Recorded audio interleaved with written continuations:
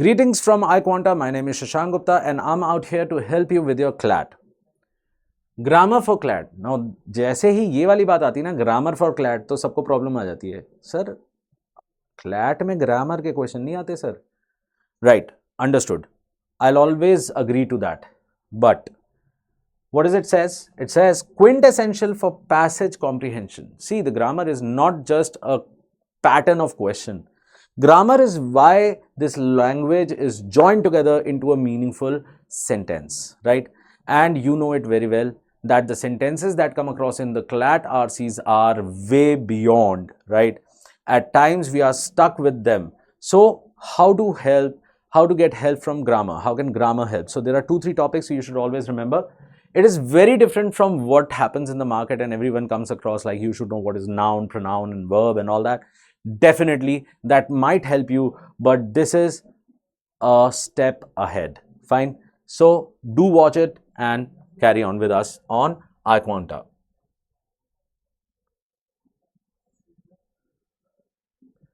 Fine.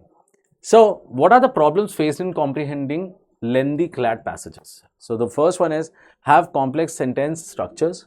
They have what? They have very complex sentence structures like long winding sentences, wordy, very wordy, plenty of words, right? Make it hard to track the subject and main idea. Very important, right? This is one of the biggest problems that we face, right? Okay. Use advanced vocabulary and legal jargon. So what happens in like these kind of CLAT passages? They use advanced vocabulary. Like we have never even heard of those words. They are the kind of words they use. And legal jargon. Legal jargon means what? The technical words. Technical words slow down comprehension, because when you get a technical word, you start understanding, you start to guess how it is working, right? Contain multiple arguments and counter arguments. The passage presents opposing viewpoints, right? Making it difficult to identify the author's stance. Stance as in stand. What exactly is he? Is he for the motion, against the motion? What exactly is he trying to say? So we really don't understand. So that's why problems, it is a big problem. Next, include dense information. Dense means overloading facts and legal reasoning makes it tough to break down the passage. Very difficult. So much of knowledge, and maybe we are not even going to use 10% of that. So that means like we are reading a lot, but the questions are very few, right? Next, feature ambiguous pronoun reference. Now this is something which comes across from the grammar portion. Unclear pronouns where he, it, this, which make it hard to follow who or what is being discussed, right? So there are certain words just written as he, or it is written at it, and we really cannot match it with which noun it is talking about or pronoun it is talking about. So it becomes a big problem. Use inversion and passive voices. These structures obscure the sentence's subject, delaying understanding. So what happens plenty of times in passive voices, the sentence subject is not even mentioned. So when it is not mentioned, it would become obscure, of course. Obscure means what? Something which is difficult, right? Difficult to catch, right? So that's why this is very difficult, and inversion is again a type of a way of writing sentences, right? That becomes, we suddenly say like, how is it written? It's not even good, right? English. And of course, when you start working on its grammar, suddenly it does not make any sense to you, right? So let's move on. Let's see. The first thing that we want to learn today is parallelism. So parallelism is a very, very important thing in your CLAT, right? See what it says. The government's approach to economic reform must not only ensure fiscal responsibility by reducing the budget deficit, maintaining a balanced tax structure, and implementing sustainable expenditure policies, but also foster social equity by enhancing access to quality education, improving healthcare infrastructure, and addressing systemic income disparities that disproportionately affect marginalized communities. What is this? It's a single sentence. My friends, it becomes very difficult. How would I go about this? Is a single sentence and there is a complete passage out there to be read. And I would be just wondering, I would be simply stuck in this part itself. I would be thinking, how would it go about? So that's why this is a bad deal. But then again, Parallelism. So what is parallelism? Parallelism is basically talking about structures which are adding on the parallel ideas, right? So whatever are parallel or working on the same idea, they should be grouped together, right? Now look at this. When we read this, all we have to do is we need to see there was an not only out there, right? So we catch hold of not only. If it is a not only thing, then of course we know that it would also come across with but also. Yeah. So now what we can do is we can start working on it. So this is actually working as a bracket, not only from here to here and but also from here to here. Oh, sorry, to here, communities. Okay, fine. Now next part, look at it carefully. After not only, what is happening? Ensure, which is a verb. So government's approach to economic reform must ensure. Fine, just read this much. Must ensure. This is the first thing that they want. So this is first verb, okay? But there is but also as well. As per parallelism, similar ideas are going to come across, which means this part is also a verb, which means this is the second verb. Okay, I'll just remove this, clear this for you a bit. Yeah.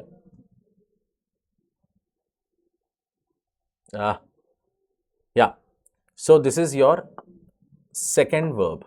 Okay, verb two verb, whatever you say, right? So basically, now if you have the clarity, it says the government approach to economic reform must not only ensure something, okay, but also foster something. Understood? So that is our first thought process, right? But this parallelism is not ending out here. If you look at it, ensure, what does it ensure? Ensure fiscal responsibility, okay, by, so it is also coming across by reducing the budget deficit, there's a comma, maintaining a balanced tax structure and implementing sustainable expenditure policies. So there are like, this is like 1, this is your 2 and this is your 3. These 3 ideas are coming under ensure. So what do you ensure? Ensure, how do you ensure? Ensure by reducing, maintaining and implementing. Understood? Right? Similarly, again, let's see whether the same thing is happening on the other side or not, but also foster social equity by enhancing access. Again, the same thought process is happening. By is there, enhancing, this is your first thing happening, improving, the second thing happening, and addressing, the third thing happening. So there are multiple parallel structures in your sentence. Now that you have broken it down, what would happen is when you have the question in front of you, it would be easier that as per the question, which part of the parallel structure to be held, right? Understood? Simple. So that's why parallelism helps ensure clarity, make the list easy to follow. Okay. Next, ambiguous pronoun reference. Let's see. The government recently proposed amendments to the data protection law, sparking debates among civil rights groups and business leaders. They argue that it lacks clarity, potentially leading to legal loopholes. Okay. So there are plenty of things out here. I have used it and I have used they. But before this sentence, there are plenty of nouns which are both in plural and singular sense. And we really don't know which one is talking about what. Like, if I say they, so this they is unclear. Why? Does it refer to civil rights groups, or is it the business leaders, or it is the both? On the other hand, it is also ambiguous. It is the government itself or the law that lacks clarity. Which one are we actually hitting upon? So you understand, this is how it goes about, right?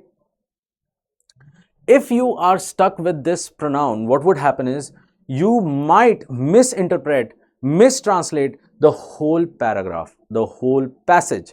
In that case, when you come across with the question, it becomes very difficult which one to choose, right? Yeah. Okay. So let's see. Out here, the government recently proposed amendments to the data protection law, sparking debates among civil rights groups and business leaders.